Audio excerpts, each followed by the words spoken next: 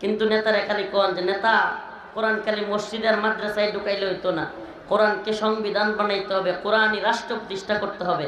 দেখবেন জল্লাপুরে সরকার হয়ে যাবো, হুজুররা রাজনীতি করে, রাজনীতি।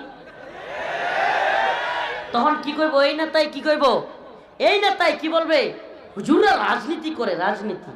তো এর মতো সুদখুর, ঘুষখুর, গাঞ্জাখুর, মদখুর রাজনীতি করলে সমস্যা নাই। যখনই হুজুররা কইব কোরআন সুন্নাহর রাষ্ট্র দরকার, তো উনি এর গা জ্বলে। কেন? এটা কথা মনে রাখবেন, ইসলামী শরিয়াকে কোনো আলেম ভয় পাবে? কোরআন প্রেমিক ভয় পাবে? ইসলামী শরিয়ারে তো ভয় পাবে সুদখুর, মদখোর, জিনাখোর, গাঞ্জাখোর, চোর, বাটপা, এরা না ইসলামী শরিয়ারে ভয় পাবে। কোরআনকে যারা ভালোবাসে মুসলমান, তারা কি ইসলামী শরিয়াকে ভয় পাবে? সেই ভ্যারাইটি স্টোরের মুসলমান